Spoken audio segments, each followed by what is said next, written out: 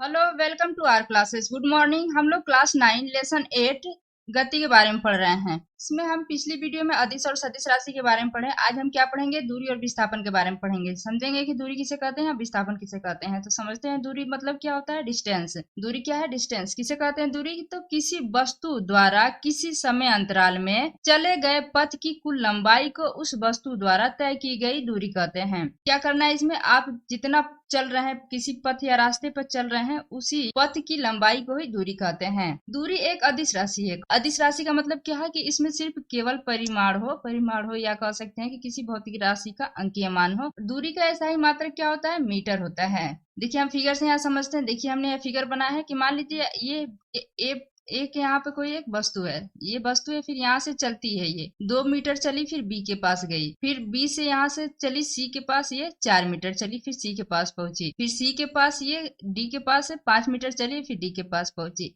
तो ये कितना पथ इसने तय किया? इसमें बता रहा है ना कि चले गए पथ की कुल लंबाई। तो ये पथ है इसका, मान लीजिए रास्ता है, तो ये रास्ता जो है ये कितना है? तो ये रास्ते की लंबाई हम बता सकते हैं कि जितना पथ की लंबाई है वही उसकी दूरी कहलाएगी। तो ये पथ की लंबाई कितनी हुई? ए से बी तक की लंबाई कितनी है? 2 मीटर। और बी से सी तक की लंबाई कितनी है? 4 मीटर। और सी से डी तक की लंबाई कितनी है? 5 मीटर। तो हम पथ की पूरी लंबाई को जोड़ देंगे तो हमें दूरी पता चल जाएगी। इसलिए हम कह सकते हैं कि दूरी बराबर क्या हो जाएगा? ए बी, मतलब ए से बी तक की दूरी मतलब ए बी, प्लस फिर बी से सी तक की दूरी तो प्लस बी सी, फिर इसके बाद सी से डी तक की दूरी, फिर प्लस सी डी, मतलब सी से डी तक की दूरी। तो ए बी के कितना दूरी है? 2 मीटर है। बी सी का कितना है? 4 मीटर है। और सी डी का कितना है? 5 मीटर है। तो हम कह सकते हैं इसको कि 2 + 4 + 5 बराबर 11 मीटर। बताया है कि चले गए पथ की कुल लंबाई को उस वस्तु द्वारा तय की गई दूरी कहते हैं। अब समझते हैं विस्थापन किसे कहते हैं। विस्थापन बोले तो डिस्प्लेसमेंट, किसी वस्तु की प्रारंभिक स्थिति और अंतिम स्थिति के बीच की न्यूनतम दूरी को विस्थापन कहते हैं। मतलब किसी प्रारंभिक स्थिति जहाँ है वहां और अंतिम स्थिति उसके बीच की न्यूनतम दूरी मतलब सबसे कम दूरी को ही विस्थापन कहते हैं। विस्थापन क्या है? यह एक सदिश राशि है। सदिश राशि का मतलब क्या है?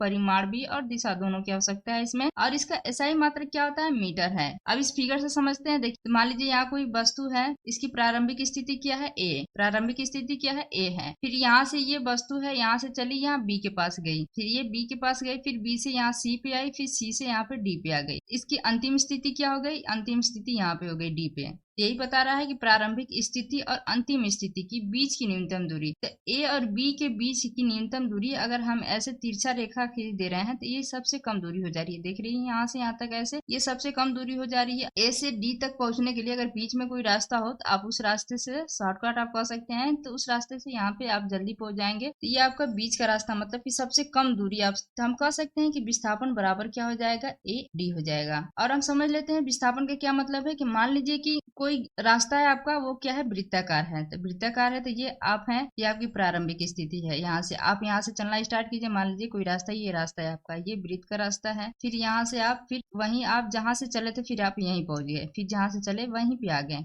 मतलब आप इस रास्ते से चले, फिर इस रास्ते से होके फिर जहाँ से चले वहीं पे आ गए। तो इसमें प्रारंभिक स्थिति भी यही है। ये क्या कह सकते हैं? प्रारंभिक स्थिति भी यही होगी आपकी और अंतिम स्थिति भी आपकी यही हो गई। तो इनके बीच की कोई दूरी नहीं बची। देख रहे हैं, इसके बीच कोई दूरी नहीं है। मतलब कि जहां आप खड़े थे फिर वहीं आ गए हैं, तो इसका विस्थापन क्या हो जाएगा? यहाँ पे इसका विस्थापन 0 हो जाएगा। मतलब कि इनके बीच में कोई दूरी नहीं है। मान लीजिए आपको कहीं जाना है, आप रास्ता भूल गए हैं, तो जहां से आप जाना स्टार्ट किए हैं फिर आप वापस वहीं उसी रास्ते पर आप जहां से शुरू किए आप वहीं रास्ता भूल के उसी पे आप चले आते हैं, तो आपने दूरी तो बहुत चली, रास्ता तो बहुत तय किया, लेकिन आप पहुंचे कहाँ? कहीं नहीं पहुंच पाए। जहां से स्टार्ट किया था आप वहीं पहुंच गए। मतलब कि आप रास्ता भूलने की वजह से जहां से आपने शुरू किया था चलना आप वहीं पे आ गए। तो इसका मतलब हम कह सकते हैं कि इनके बीच में क्या है? विस्थापन नहीं है। विस्थापन बोले तो 0 है, लेकिन दूरी तो आपने चली, यहाँ से यहाँ तक आप इतना दूर चल के आए। तो दूरी अगर बोले तो जितना आपने पथ, जितना आपने रास्ता तय किया उस रास्ते की पूरी लंबाई आप ज्ञात कर सकते हैं। तो जितनी आपकी पथ की रास्ते की लंबाई होगी वो आपकी दूरी हो जाएगी। लेकिन विस्थापन क्या कर रहा है? विस्थापन में कह रहा है ना कि प्रारंभिक स्थिति और अंतिम स्थिति के बीच की दूरी। तो इनके बीच कोई दूरी ही नहीं हो गई। आप जहां से स्टार्ट किए थे फिर आप वहीं पे पहुंच गए, तो यहाँ पे क्या हो सकता है? विस्थापन 0 हो जाएगा। इसमें हम लिख सकते हैं कि गति के दौरान विस्थापन का परिमाण 0 हो सकता है, परंतु तय की गई दूरी 0 नहीं होगी। क्योंकि दूरी तभी मानी जाएगी कि कुल पथ की लंबाई, मतलब कि आप जरा सा भी चलते हैं, थोड़ा सा भी, तभी तो आप पथ की लंबाई को ही हमें दूरी बताना है। तो चलेंगे थोड़ा सा तभी तो होगा दूरी, नहीं चलेंगे तो जहां आप खड़े हैं वहीं खड़े रह जाएंगे तो दूरी ही नहीं हुई। दूरी कभी भी शून्य नहीं होता है और विस्थापन शून्य हो सकता है इस कंडीशन में। Thank you for watching. Please like and subscribe my channel.